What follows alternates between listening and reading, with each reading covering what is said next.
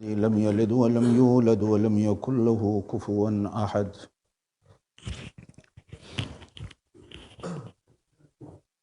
الحمد لله الذي لم يتخذ ولدا ولم يكن له شريك في الملك ولم يكن له ولي من الذل وكبره تكبيرا. أشهد أن لا إله إلا الله وحده لا شريك له وأشهد أن سيدنا وسندنا ونبينا وشفيعنا محمدا عبده ورسوله صلى الله عليه وعلى آله وصحبه وبارك وسلم تسليما كثيرا كثيرا. أما بعد، أعوذ بالله من الشيطان الرجيم. بسم الله الرحمن الرحيم. ما يلفظ من قول إلا لديه رقيب عتيد. صدق الله العلي العظيم وبلغنا رسوله النبي الكريم الأمي الأمين ونحن على ذلك لمن الشاهدين والشاكرين والحمد لله رب العالمين. اللهم صل على محمد وعلى آل محمد كما صليت على إبراهيم وعلى آل إبراهيم إنك حميد مجيد. اللهم بارك على محمد وعلى آل محمد كما باركت على إبراهيم وعلى آل إبراهيم إنك حميد مجيد.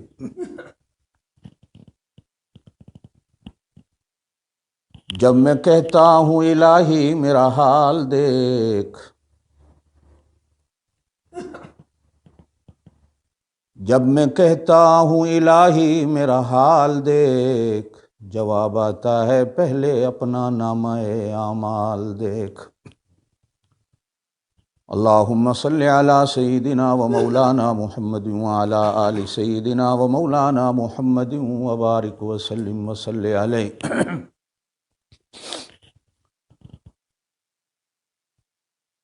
بہت عرصہ کے بعد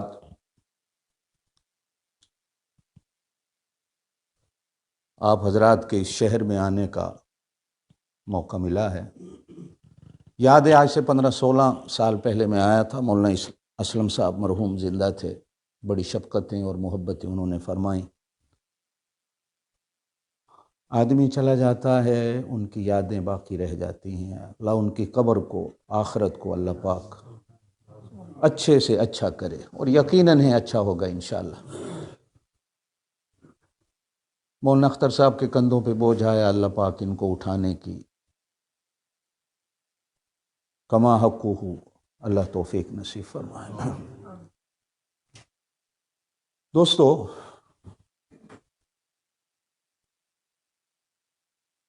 ہماری دین کی کتابوں میں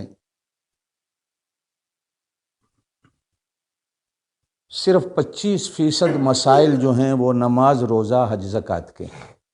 صرف 25%.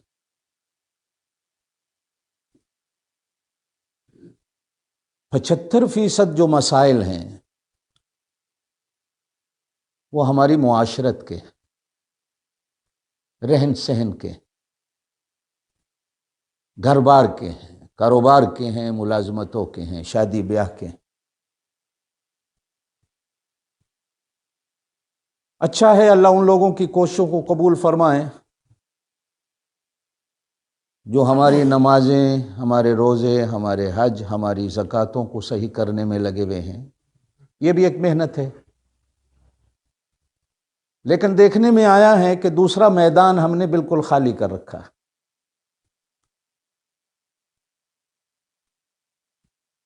ممبر بھی فرقواریت کی نظر ہو گئے، علماء بھی فرقواریت کی نظر ہو گئے، آپ اور میں بھی وہ باتیں سننا گوارا بھی نہیں کرتے، ہمیں اچھی بھی نہیں لگتی۔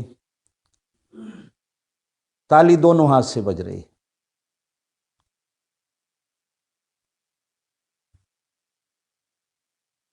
میں نے سورہ قاف کی ایک چھوٹی سی آیت آپ حضرات کے سامنے تلاوت کی ہے۔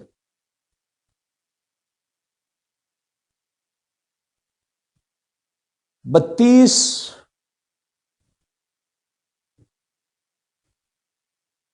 چوکی داروں کے درمیان میں اور دو دروازوں کے درمیان میں وجود انسانی میں ایک گوشت کا لوتھڑا ہے جس کو زبان کہا جاتا، جس کے ارد گرد اللہ پاک نے 32 کے قریب چوکیدار کھڑے کیے ہوئے، اور جس کے لیے اللہ پاک نے 2 دروازے رکھے ہیں جن کو ہونٹ کہا جاتا ہے۔ اللہ قرآن میں بھی فرماتے ہیں الم نجعل لہ عینین ولسانا وشفتین وہدیناہ النجدین، کیا ہم نے تمہیں 2 آنکھیں نہیں دی، ایک زبان اور 2 ہونٹ نہیں دیے؟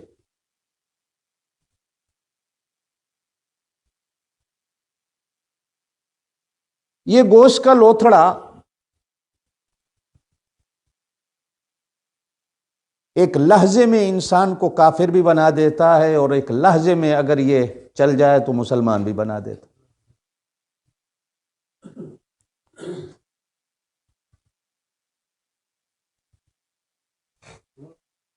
جناب لقمان کے بارے میں قرآن پاک میں ایک پوری سورت ہے ان کے نام پر۔ کچھ حضرات انہیں نبوت میں شمار کرتے ہیں، اور اکثر علماء کی تحقیق ہے کہ وہ نبی نہیں تھے۔ عقل مندی، حکمت و دانائی بے انتہا اللہ پاک نے دے رکھی تھی۔ کچھ علماء نے لکھا ہے وہ داؤد علیہ السلام کے غلام تھے، کچھ مورخین نے لکھا ہے نہیں، کسی اور کے غلام تھے۔ غلامی کے دور میں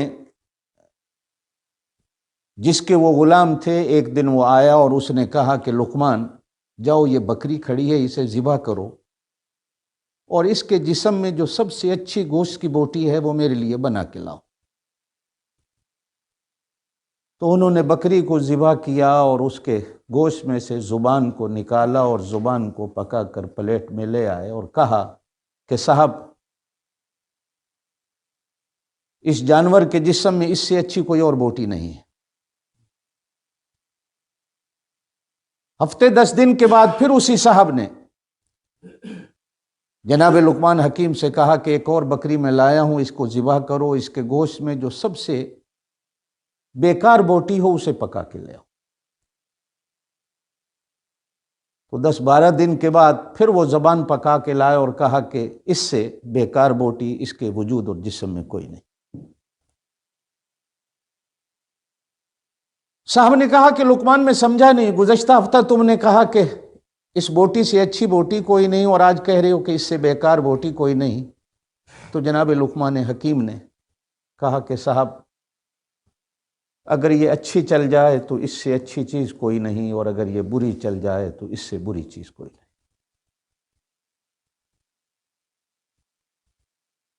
جناب نبی کریم علیہ الصلاۃ والسلام کا ایک ارشاد مبارک ہے بخاری شریف کے اندر ہی۔ آپ صلی اللہ علیہ وسلم نے ارشاد فرمایا میری امت کے لوگوں، تم مجھے 2 چیزوں کی گارنٹی دے دو، میں محمد تمہیں جنت کی گارنٹی دیتا ہوں صلی اللہ علیہ وسلم۔ 2 چیزوں کی ضمانت مجھے دے دو کہ وہ اچھی استعمال ہوگی۔ میں اللہ کے نبی تمہیں جنت کی ضمانت دیتا ہوں۔ توجہ کیجئے ذرا اس ارشاد پر کہ آپ صلی اللہ علیہ وسلم سے بڑھ کر ضمانت اور گارنٹی دینے والا اس کائنات میں کون ہو سکتا ہے؟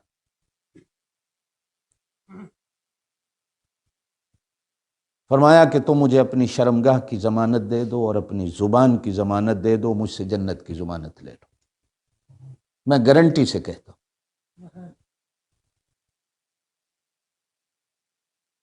اور کبھی کبھی آپ صلی اللہ علیہ وسلم مسجد نبی میں صحابہ کرام رضوان اللہ علیہم اجمعین کے سامنے برملا یہ ارشاد فرماتے کہ اللہ کی قسم ہے اس زبان سے آج تک سچ کے سوا کچھ نہیں نکلا۔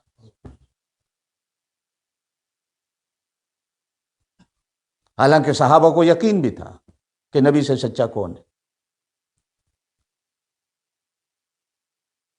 آپ کو اور میرا بھی یقین و ایمان ہے کہ نبی سے سچا کون ہو سکتا ہے زیادہ، لیکن قیامت تک آنے والی امت کے سامنے ایک بات سبق کے طور پر کہی جا رہی ہے کہ اللہ کی قسم ہے اس زبان سے آج تک سچ کے سوا کچھ نہیں۔ اور سیدنا ابو بکر صدیق رضی اللہ تعالیٰ عنہ کے بارے میں علماء نے لکھا ہے کہ کبھی کبھی بھرے مجمع میں مسجد نبی میں اپنی زبان کو پکڑ کر صحابہ کرام کے سامنے کہا کرتے تھے کہ تیری وجہ سے آدمی جنتی بنتا ہے اور تیری وجہ سے آدمی جہنمی بنتا ہے۔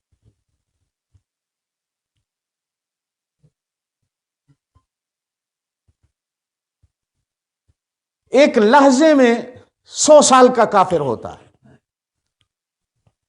وہ زبان سے کہتا ہے لا الہ الا اللہ محمد الرسول اللہ۔ قرآن کہتا ہے ان اللہ یغفر الذنوب جمیعا، اس کے سارے گناہوں کو معاف کر دیا جائے۔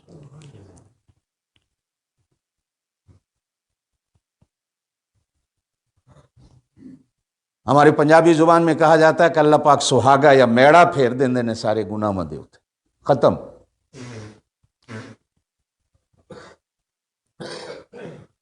اور اللہ نہ کرے 100 سال کا مسلمان زبان سے ایک لحظے میں کلمہ کفر نکال بیٹھے تو 100 سال کی عبادت کو اللہ قرآن میں کہتے ہیں حبام منصورہ، مٹی بنا کے اڑا دی جاتی ہے۔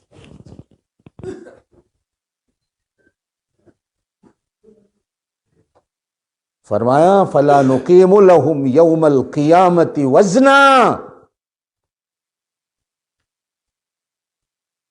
100 سال کی نیکیاں بھی اس کی ہوں گی تو ہم قیامت کے دن ترازو پہ رکھنے کو بھی تیار نہیں ہوں گے کہ اسے تول لیں وزن کیا ہے، بیکار، ختم کر دی جائے۔ جیسے آندھی اور طوفان میں مٹی اڑتی ہے تو کبھی کسی نے اندازہ نہیں لگایا کتنے کلو گئی اور کتنے من چلی گئی، قیامت کے دن ہم اس کے نیک اعمال کا اندازہ اور حساب بھی نہیں لگائیں، مٹی بنا کے اڑا دیے جائے ایک لحظے کے اندر۔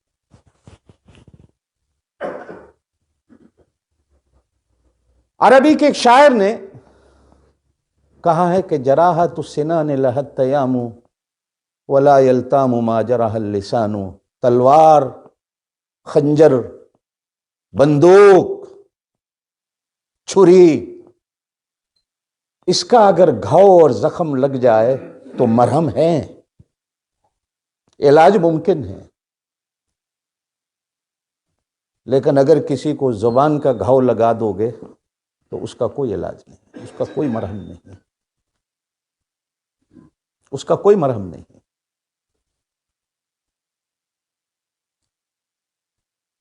پرانے وقتوں میں لوگ کہا کرتے تھے کہ پہلے تولو پھر بولو،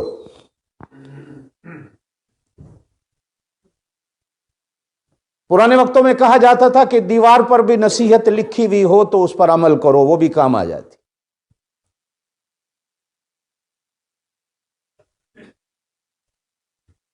آج دیوار تو چھوڑیے، ہم مسلمانوں نے قرآن و سنت کے اندر بھی لکھی ہوئی ان نصیحتوں کو ایسا پس پش ڈالا ہے کہ ہم ایک دوسرے کو ایسا گھاؤ لگاتے ہیں اس زبان سے، اور پھر مجلس میں بیٹھ کر ایسے الفاظ سے لوگوں کے سامنے بیان کرتے ہیں کہ کیوں اگلائیے نا، ایسی زندگی پر یاد رکھے گا۔ یہ نہیں سوچا کہ لحظے کے اندر، قرآن پاک میں ایک سورت ہے سورۃ الہمزہ، دعا کریں اللہ ہمیں قرآن کے دروازے پہ آنے کی توفیق دے، سمجھنے کی توفیق دے، ہمیں منبر سے قرآن سمجھنے کی اللہ پاک، سمجھانے کی علماء کو بھی توفیق دے۔ ارشاد خداوندی ویل لکل ہمزۃ لمزہ، ہمازہ اور لمزہ دو لفظ ہیں۔ ویل کا معنی علماء نے یا تو ہلاکت کیا ہے کہ ہلاکت ہے ان سب کے لیے، یا علماء نے لکھا ہے کہ ویل کا معنی کہ جہنم کا سب سے نچلا حصہ جو ہے اسے ویل کہا جاتا ہے۔ کہیں اللہ قرآن میں فرماتے ویل للمطففین، ناپ تول میں کمی کرنے والوں کے لیے ہلاکت ہے۔ وہ صرف ترازو کا ناپ تول نہیں، زبان کا بھی ناپ تول ہوتا ہے، اٹھنے بیٹھنے کا بھی ناپ تول ہوتا ہے، ملنے جلنے کا بھی ناپ تول ہوتا ہے، برادری کے ساتھ برادری رکھنے کا بھی ایک ناپ تول ہوتا ہے، مسلمان کے ساتھ مسلمان کا چلنا بھی ایک ناپ تول ہوتا ہے۔ صرف ترازو نہیں مراد اس سے کہ جو گھٹ تولتے ہیں۔ یہاں ارشاد خداوندی ہے ویل لکل ہمزۃ لمزہ، ہلاکت ہے ان سب کے لیے جن کی زبانوں سے دوسروں کے لیے تانے نکلتے۔ یہ تانا مارنا یہ انگارہ مارنے سے بھی زیادہ تیز ہوتا ہے۔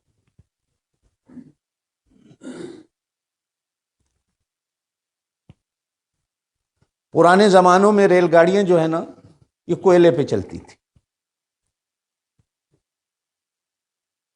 انجن میں کوئلہ ڈالا جاتا تھا، کوئلہ جب جلتا ہوا اگر اڑان بھرتا تھا کہیں جسم پہ لگ جاتا تھا تو کپڑا بھی جل کے راکھ ہو جائے، اور جسم پہ جہاں وہ کوئلہ لگتا تھا اسے بھی راکھ کر دیتا تھا، جلا کے راکھ کر دیتا تھا۔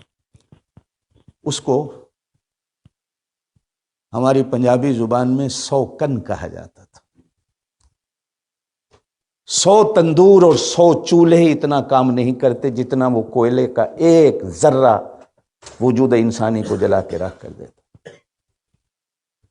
شاید اسی لفظ سے کسی آدمی کے گھر میں 2 بیویاں ہیں تو وہ سوکنے بنتی ہیں کہ وہ ایک دوسرے کو ایسے تانے مارتی ہیں کہ سینکڑوں تندور بھی اتنا جلا کے نہ رکھ دے بندے کو جتنا سوکن کے نکلی بھی زبان سے ایک جملہ جو نکلتا وہ جلا کے رکھ کر دیتا۔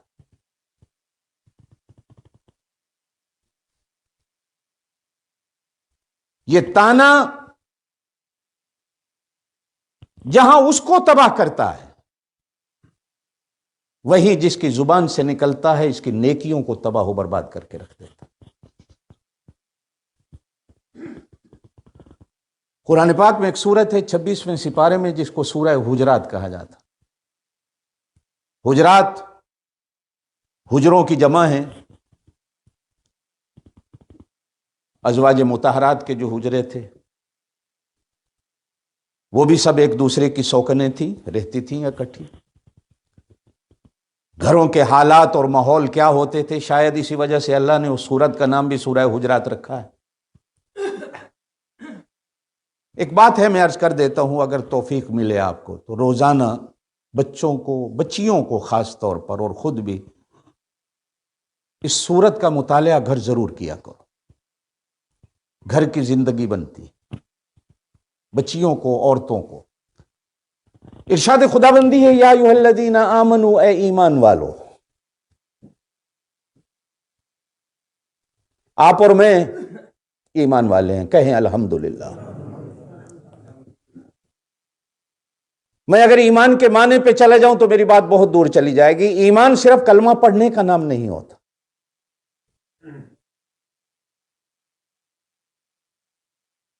ایک اصطلاحی معنی کر کے میں آگے چلتا ہوں کہ مومن کہا اسے جاتا ہے کہ جس کے اندر ماننے کا جذبہ ہو، منوانے کا نہیں، ماننے کا جذبہ ہو۔ اگر آپ اپنے اندر اللہ اور اس کے رسول کی ماننے کی عادت ڈال لیں گے تو انشاءاللہ آپ کے دلوں میں بڑوں کی بات ماننے کا بھی جذبہ آئے گا۔ کہتے ہیں کہ ایک بزرگ کی خانقاہ سے خلفاء تیار ہوئے تو جب خلیفوں کی دستار بندی کی پیر صاحب نے تو خلفاء کو 2 نصیحتیں کی۔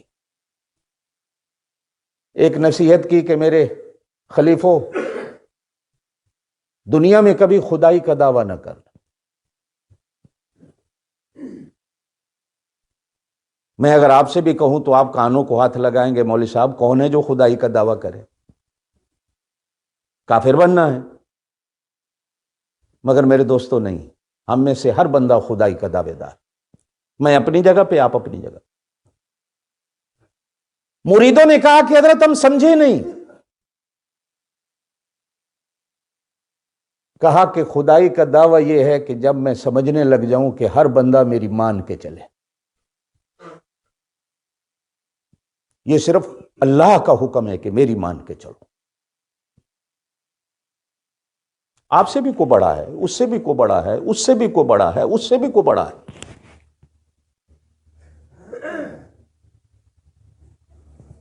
صرف اللہ کا نام بڑا نہیں۔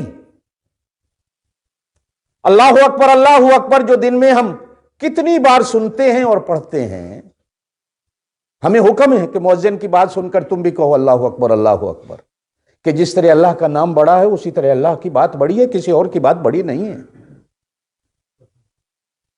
جب میں بڑا نہیں تو میری بات بڑی کیسے؟ اللہ بڑا ہے، اللہ کی بات بڑی۔ کہا کہ میرے مریدوں دوسری نصیحت کرتا ہوں کہ کبھی نبوت کا دعویٰ نہیں کرنا۔ مریدوں نے کہا حضرت کون ہے جو نبوت کا دعویٰ کرے؟ حضور صلی اللہ علیہ وسلم کے بعد تو نبوت کا دروازہ ہی بند ہے، قادیانی بننا ہے ہم نے، کیا نبوت کا دعویٰ کریں؟ کہا کہ نہیں، یہ بھی ہر بندے کے اندر بیماری ہے کہ جب کوئی یوں کہے کہ لوگ میرے پیچھے چلیں، میری اطاعت کریں، یہ نبوت کا دعویٰ ہے۔ صرف نبوت کی چاہت ہے کہ لوگ میری مانیں، میری بات مان کے چلیں، میری اطاعت کریں۔ اور قرآن نے بھی اسی کا حکم دیا ہے، قل اطیعوا اللہ واطیعوا الرسول، قل ان کنتم تحبون اللہ فاتبعونی یحببکم اللہ ویغفر لکم ذنوبکم واللہ غفور رحیم۔ جس کے پیچھے چلا جائے وہ صرف نبی کی ذات ہے، جس کی اطاعت کی جائے وہ صرف رسول کی ذات ہے، اور جس کی بات آخری بات بڑی بات وہ صرف اللہ کی ذات ہے۔ اللہ پاک ارشاد فرماتے ہیں یا ایھا الذین آمنوا، اے ایمان والو، آپ ساری دنیا کو ایک طرف رکھ کر صرف اسی ایک جملے کو ترازو پہ رکھیں تو اس کا وزن بھاری ہے کہ اللہ کتنے پیار سے، کتنے محبت سے ہمیں کہتا ہے یا ایھا الذین آمنوا، اے وہ لوگوں جو میری مان کے چلنے والے ہو، میری سننے والے ہو۔ کیا خیال ہے اگر آپ اللہ یوں بھی کہہ دیتا ہے کھوتو میری بات سنو، اے گدھو میری بات سنو، اے خانوں وڈیروں نوابوں میری بات سنو؟ نہیں، اتنا پیارا لفظ ہے کہ ساری دنیا ایک طرف۔ حالانکہ میرے اندر ایمان پتہ نہیں اتنا ہے بھی صحیح کہ جتنا اللہ چاہتے ہیں یا جتنا اللہ کا رسول چاہتا ہے۔ جتنا بھی ہے دعا کریں اللہ اس کو سلامت رکھے، اللہ اس ایمان پہ ہمیں موت دے، آمین کہہ دیں، اور اس ایمان کو ہم ساتھ لے جائیں، اس لیے کہ ایمان نے آگے بھی کام آنا ہے۔ یہ صرف قبر تک نہیں رہتا، آگے بھی جاتا ہے۔ ارشاد خداوندی ہے یا ایھا الذین آمنوا، اے ایمان والو۔ صحابہ کرام کہتے ہیں کہ جب حضور صلی اللہ علیہ وسلم ان لفظوں سے خطبے میں کوئی بات ارشاد فرماتے تو ہم صرف ان کانوں کی کھڑکیاں نہیں بلکہ ان کانوں کی بھی کھڑکیوں کو کھولتے کہ اللہ ہمیں کیا کہنا چاہتے ہیں۔ حضرت عبداللہ ابن مسعود کی روایت رضی اللہ تعالیٰ عنہ کی کہ ہم اس کی بھی کھڑکیاں کھولتے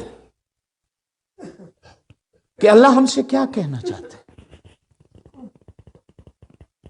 ارشاد خداوندی ہے لا یسخر قوم من قوم عسى ان یکونوا خیرا منهم۔ اے ایمان والو، آپس میں کبھی کسی کا مذاق نہ اڑانا۔ کیا پتہ جس کا تم مذاق اڑا رہے ہو وہ اللہ کے ہاں تم سے اچھا ہو، کیا پتہ۔ اے زاہد کسی رند کو نگاہ کم سے نہ دیکھ، شاید اس کریم کو تو پسند ہو کہ وہ پسند۔ کیا پتا، اس لیے کہ اللہ کے ہاں شکلوں پر تو دار و مدار نہیں ہے، اللہ کے ہاں کپڑوں پر تو دار و مدار نہیں ہے، اللہ کے ہاں پیسوں پر تو دار و مدار نہیں ہے، اللہ کے ہاں خاندانوں پر تو دار و مدار نہیں ہے، اللہ کے ہاں تو اس پر دار و مدار ہے کہ ایمان انسان کے اندر کتنا ہے، یہ کتنا ہے تقوی والا۔ آپ صلی اللہ علیہ وسلم نے ارشاد فرمایا، زور سے کہہ دیں صلی اللہ علیہ وسلم، صلی اللہ علیہ وسلم۔ حضور پاک صلی اللہ علیہ وسلم نے فرمایا، جانتے ہو بخیل کون ہوتا ہے؟ کہا اللہ کے رسول، جو اللہ کے نام پر کسی غریب کو کھانا نہ دے۔ فرمایا میرے نزدیک بخیل وہ ہے جو میرا نام سن کر مجھ پر درود نہ پڑھے۔ پہلوان کون ہوتا ہے؟ عرض کی اللہ کے رسول، جو میدان میں کسی دوسرے پہلوان کو پچھاڑ دے۔ حضور نے فرمایا نہیں، پہلوان وہ ہوتا ہے جو کسی کو معاف کر دے، جو معاف کرنے کی عادت ڈالتا۔ آپ صلی اللہ علیہ وسلم نے ارشاد فرمایا، تمہیں اللہ کی تلاش ہے؟ ہمیں بھی اللہ کی تلاش ہے، ہر بندے کو اللہ کی تلاش ہے، کافر کو بھی اللہ کی تلاش ہے، وہ بھی ڈھونڈنے میں لگا ہوا ہے، مسلمان کو بھی اللہ کی تلاش ہے، وہ بھی ڈھونڈنے میں لگا ہوا ہے۔ فرمایا اللہ کو ڈھونڈنا چاہتے ہو، ملنا چاہتے ہو، پتہ کرنا چاہتے ہو تو ٹوٹے ہوئے دلوں میں اللہ کو ڈھونڈو، ٹوٹے ہوئے دلوں میں اللہ رہتا ہے، جن کا تم مذاق اڑاتے ہو۔ آپ صلی اللہ علیہ وسلم نے ارشاد فرمایا، جن کا تم مذاق اڑاتے ہو غریب غربا کا، یہ 500 سال پہلے تم سے جنت میں جائیں گے۔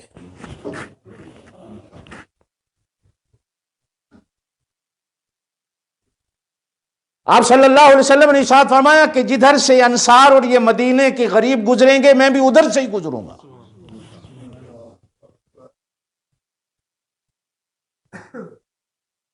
ٹوٹے ہوئے دلوں میں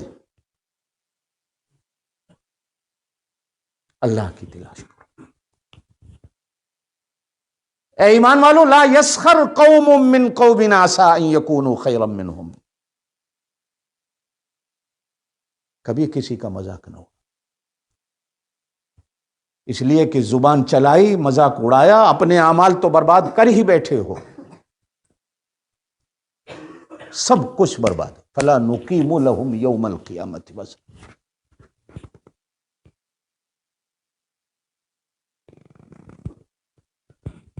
ہم تو نبینے کا بھی مذاق اڑاتے ہیں، ہم تو بیچارہ جو لنگڑا چل رہا ہے ہم اس کا بھی مذاق اڑاتے ہیں، جس بیچارے کا ایک بازو نہیں ہم تو اس کا بھی مذاق اڑاتے ہیں، جس کو کھانا پینا نہیں ملتا ہم تو اس کا بھی مذاق اڑاتے ہیں، بلکہ اس سے بھی آگے چلے گئے، ہم نے تو قوموں کے مذاق بنائے۔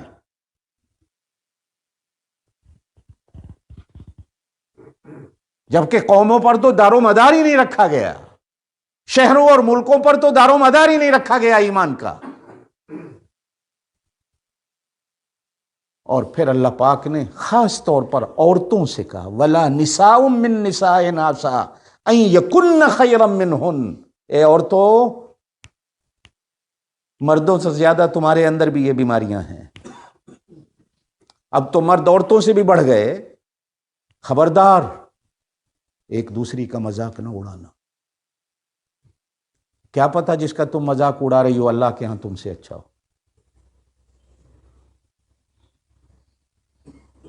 اللہ کے ہاں تم سے اچھا ہو، اور بات تو وہیں جا کر انتہا ہوتی ہے، وَأَنَّ إِلَىٰ رَبِّكَ الْمُنتَهَىٰ۔ پھر میں اسی بات پہ ہوں کہ مَا يَلْفِظُ مِن قَوْلٍ إِلَّا لَدَيْهِ رَقِيبٌ عَتِيدٌ، تمہاری زبان سے نکلنے والا کوئی جملہ ایسا نہیں کہ اس کو اچکنے والے اللہ کے فرشتے، لینے والے، لکھنے والے انتظار میں بیٹھے ہوتے ہیں کہ زبان سے نکلتا ہے وہ لکھ لیا جاتا ہے۔ اور سنو، ارشاد خدا بندی ہوتا ہے کہ اللہ کے لکھنے والوں کا لکھا ہوا نہ کبھی مٹا، نہ کبھی کوئی مٹا سکتا ہے۔ ہاں توبہ کی توفیق مل گئی تو وہ خود حکم کر دیتا ہے لکھنے والوں کو مٹا دو جیسے اس نے کیا ہی کچھ نہیں۔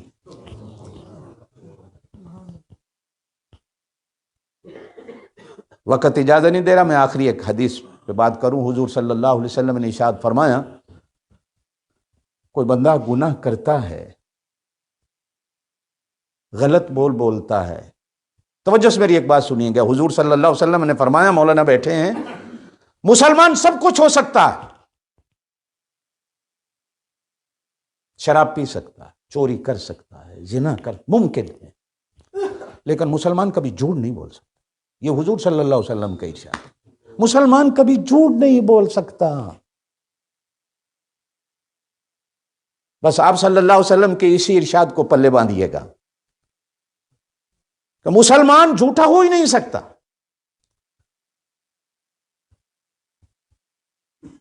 نبی کریم علیہ الصلوۃ والسلام کی 23 سالہ زندگی نبوت کی اور 40 سالہ زندگی نبوت سے پہلے کی میرے لیے آپ کے لیے نمونہ ہیں۔ ایمان سے نہ پتا ہو، اور آپ کو سب کو پتا ہوگا کہ حضور صلی اللہ علیہ وسلم نے نبوت سے پہلے یا نبوت کے بعد کبھی کوئی جھوٹ بولا ہو؟ بلکہ کہا جاتا ہے کہ پہلے دن جب حضور صلی اللہ علیہ وسلم نے دعوت دی تو اہل مکہ کو ایک بات کہی کہ مکے والو، میں نے 40 سال کی زندگی تمہارے اندر گزاری، بتاؤ تم نے مجھے کیسا پایا؟ سب سے پہلے بولنے والا ابو جہل تھا، کہنے لگا اے محمد، زور سے کہہ دیں صلی اللہ علیہ وسلم، ہماری زبان جھوٹ بول سکتی ہے، آج تک ہم نے تیرے جیسا صادق اور امین نہیں دیکھا۔ حضور صلی اللہ علیہ وسلم نے فرمایا، اگر میں یوں کہوں اس پہاڑ کے پیچھے دشمن کی ایک فوج موجود ہے جو ابھی مکے پر حملہ کرنے والی ہے، تم بغیر دیکھے میری بات پر یقین کر لو گے؟ تو ابو جہل نے کہا اے محمد، زور سے کہہ دیں صلی اللہ علیہ وسلم، اللہ کی قسم ہے میں آنکھوں سے بھی دیکھ لوں تو غلط ہو سکتا ہے، لیکن تیری زبان سے نکلی ہوئی بات کبھی غلط نہیں ہو سکتی۔